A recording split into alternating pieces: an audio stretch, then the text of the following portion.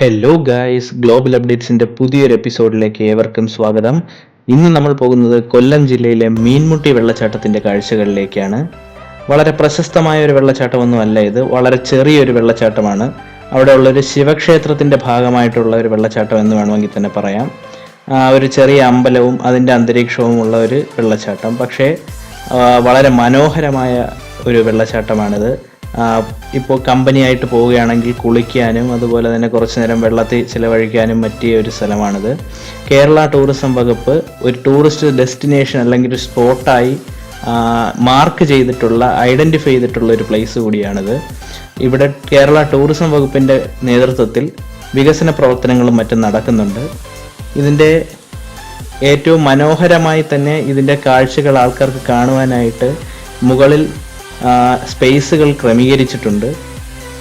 ഇവിടെ ഒരു ചെറിയൊരു വ്യൂ പോയിന്റ് പോലുള്ള ഒരു നിർമ്മിതികൾ കേരള ടൂറിസം വകുപ്പ് നടപ്പിലാക്കുന്നുണ്ട്.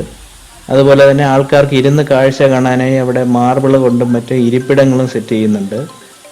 പിന്നെ പ്രധാനമായും പറയാനുള്ള ഒരു കാര്യം എന്ന് വെച്ച് കഴിഞ്ഞാൽ, ഒരു അമ്പലത്തിൻ്റെ ഭാഗമായിട്ടുള്ള ഒരു വെള്ളച്ചാട്ടമായതുകൊണ്ട് തന്നെ ചെറിയ ചില നിഷ്ഠകളും കാര്യങ്ങളും പാലിക്കണമെന്ന് അവിടെ എഴുതി വെച്ചിട്ടുണ്ട്. അതായത് മറ്റൊന്നുമല്ല, ഈ വെള്ളച്ചാട്ടത്തിൻ്റെ പരിസരത്തിരുന്ന് കൊണ്ട് മദ്യപാനം, അതുപോലെ തന്നെ ഭക്ഷണം കഴിക്കുക തുടങ്ങിയ കാര്യങ്ങളൊന്നും ചെയ്യരുതെന്ന് ക്ഷേത്രസമിതിയുടെ അറിയിപ്പും മറ്റും അവിടെ കാണുവാൻ സാധിക്കുന്നതാണ്. അപ്പോൾ ഇവിടെ പോകുന്ന ആൾക്കാർ അതൊന്ന് ജസ്റ്റ് ശ്രദ്ധിക്കുക. പിന്നെ ഈ വെള്ളച്ചാട്ടത്തിൻ്റെ കറക്റ്റ് ലൊക്കേഷൻ എന്ന് പറയുന്നത് കൊട്ടാരക്കര തിരുവനന്തപുരം MC റോഡിൽ നിലമേലിനും കിളിമാനൂരിനും ഇടയ്ക്കുള്ള വഴിയോരക്കടയൊക്കെ സ്ഥിതി ചെയ്യുന്ന, പ്രശസ്തമായ വഴിയോരക്കട സ്ഥിതി ചെയ്യുന്ന കുറവൻകുഴി എന്ന് പറയുന്ന സ്ഥലത്തിന് ഏകദേശം അടുത്തായിട്ടാണിത്. ഈ പറയുന്ന കുറവൻകുഴിയിൽ നിന്നും അടയമൺ തൊളിക്കുഴി കടയ്ക്കൽ ഈ ഭാഗങ്ങളിലേക്ക് പോകുന്ന ഒരു റോഡുണ്ട്. തൊളിക്കുഴി കടയ്ക്കൽ റോഡെന്ന് വേണമെങ്കിൽ നമുക്ക് പറയാം. ആ റോഡിലൂടെ ഉദ്ദേശം ഒരു ഉള്ളിലേക്ക് 4 കിലോമീറ്ററോളം പോകുമ്പോഴാണ് ഈ വെള്ളച്ചാട്ടത്തിൻ്റെ കറക്റ്റ് ലൊക്കേഷൻ എന്ന് പറയുന്നത്. ഗൂഗിൾ മാപ്പിലൊക്കെ നോക്കിക്കഴിഞ്ഞാൽ നമുക്ക് കൃത്യമായിട്ട് കാണാൻ സാധിക്കും. നമ്മൾ കഴിഞ്ഞ എപ്പിസോഡിൽ കണ്ട കണ്ണിയാർക്കായം വെള്ളച്ചാട്ടത്തിൽ നിന്ന് ഏകദേശം 20-25 കിലോമീറ്റർ ഡിസ്റ്റൻസിലാണ് ഈ വെള്ളച്ചാട്ടം സ്ഥിതി ചെയ്യുന്നത്. അപ്പോൾ കണ്ണിയാർക്കായം വെള്ളച്ചാട്ടം കാണാൻ വരുന്ന യാത്രക്കാർക്ക് വേണമെങ്കിൽ സന്ദർശിച്ച് മടങ്ങാവുന്ന മറ്റൊരു സ്പോട്ട് കൂടിയാണ് ഇത്. മുൻപ് ചെയ്തിട്ടുള്ള ട്രാവൽ വ്ളോഗുകളിൽ നിന്നുള്ള ഇതിൻ്റെ വ്യത്യസ്തത എന്ന് പറയുന്നത്, കൂടുതൽ വിശദീകരിക്കാനായിട്ട് ഒന്നും തന്നെ ഇതിനകത്തില്ല എന്നുള്ളത് തന്നെയാണ്. ഇവിടുത്തെ കാഴ്ചകളുടെ മനോഹാരിതയും അവിടുത്തെ കുളിക്കാനുള്ള സൗകര്യം, അതുപോലെ തന്നെ വെള്ളച്ചാട്ടത്തിൻ്റെ ഭംഗി എന്നിവ തന്നെയാണ് ഇതിൻ്റെ ഹൈലൈറ്റ്. അല്ലാതെ സ്പെഷ്യലായിട്ട് എടുത്തു പറയത്തക്ക പ്രത്യേകതകളും കാര്യങ്ങളും ഒന്നുമില്ല. ഒരു ക്ഷേത്രം സ്ഥിതി ചെയ്യുന്നു എന്നത് മാത്രമാണ് ഇവിടുത്തെ ഒരു പ്രത്യേകതയായി എടുത്തു പറയാൻ കഴിയുന്നത്. അപ്പോൾ ഒരു ക്ഷേത്ര ദർശനമൊക്കെ ആഗ്രഹിക്കുന്ന ആൾക്കാർക്ക് ഒരു യാത്ര വരികയാണെങ്കിൽ ക്ഷേത്ര ദർശനവും നടക്കും, അതുപോലെ തന്നെ വെള്ളച്ചാട്ടത്തിൽ കുളിക്കുക അല്ലെങ്കിൽ അതൊന്ന് എൻജോയ് ചെയ്യുക എന്നുള്ള ഒരു കാര്യവും ഇവിടെ വരികയാണെങ്കിൽ സാധിക്കുന്നതാണ്.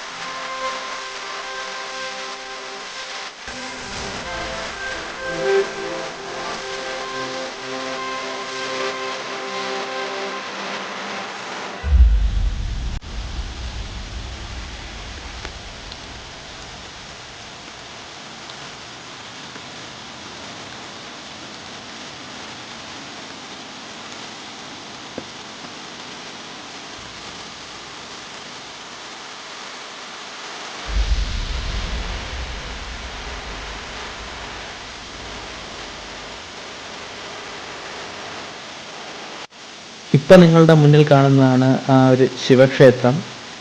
പിന്നെ ഈ ക്ഷേത്ര ഭരണസമിതിയുടെ നിയന്ത്രണത്തിലുള്ള ഒരു വെള്ളച്ചാട്ടമായതുകൊണ്ട് തന്നെ അവിടെ ഭരണസമിതിയുടെ ഒരു ചെറിയ അറിയിപ്പ് ഞങ്ങൾക്ക് കാണാൻ സാധിച്ചു. അതായത് വൈകുന്നേരം 5 മണിക്ക് ശേഷം ഇവിടെ ആരെയും കുളിക്കാനോ അല്ലെങ്കിൽ ഇറങ്ങാനോ അനുവദിക്കുന്നതല്ലെന്നും അതുപോലെ തന്നെ അമ്പലത്തിൻ്റെ വിശുദ്ധി കാത്തു സൂക്ഷിക്കേണ്ടതിനാൽ ഈ വെള്ളച്ചാട്ടത്തിനടുത്ത് മദ്യപാനവും ആഹാരം കഴിക്കുന്നതും ഒഴിവാക്കണമെന്നും അവിടെ അറിയിപ്പുണ്ട്. അതുകൊണ്ട് തന്നെ പോകുന്ന ആൾക്കാർ ആ ഒരു കാര്യം ഒന്ന് ശ്രദ്ധിക്കണം.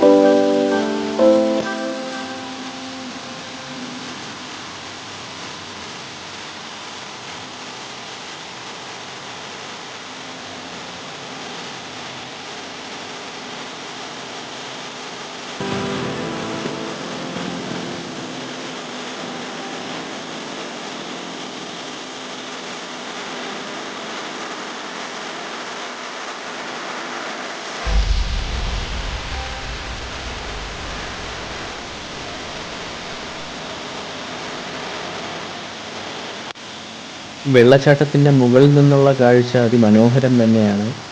എന്നാൽ അതിനേക്കാൾ ഉപരിയായി താഴെ വെള്ളച്ചാട്ടത്തിൻ്റെ നേരെ താഴെയാണ് കുറച്ചുകൂടെ മനോഹരമെന്നാണ് എനിക്ക് തോന്നുന്നത്. അതുപോലെ തന്നെ അവിടെയാണ് കുളിക്കാനും മറ്റും സൗകര്യമുള്ളത്. പക്ഷെ അങ്ങോട്ട് ഇറങ്ങുന്ന വഴി കറക്റ്റായിട്ട് സ്ലോപ്പും കാര്യങ്ങളും ഒന്നും ചെയ്തിട്ടില്ലാത്ത വഴിയാണ്, പാറയും മറ്റുമാണ്. അതുകൊണ്ട് തന്നെ ശ്രദ്ധിച്ചിറങ്ങേണ്ടതാണ്.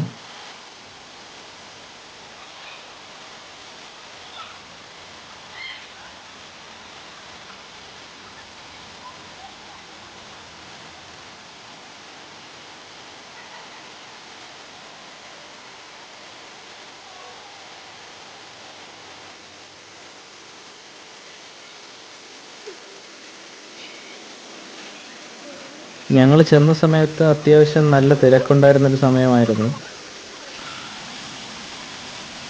നിങ്ങൾ ആ മുകളിൽ കാണുന്നതാണ് ഇവിടുത്തെ കാഴ്ചകൾ കാണാൻ വേണ്ടി കേരള ടൂറിസം വകുപ്പിൻ്റെ നേതൃത്വത്തിൽ പണി കഴിപ്പിച്ച പ്ലാറ്റ്ഫോം.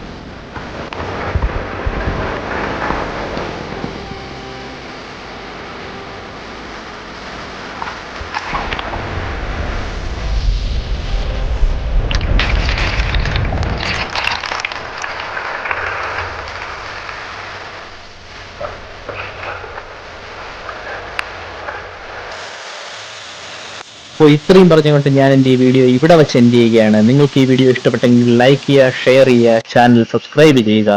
ഇതുപോലെ അധികമാരും അറിയാത്ത പുതിയൊരു സ്ഥലത്തെ പുതിയ കാഴ്ചകളുമായി അടുത്ത് കണ്ടുമുട്ടുന്നത് വരെ എല്ലാവർക്കും ശുഭദിനം ആശംസിച്ചുകൊണ്ട് ഗുഡ് ബൈ.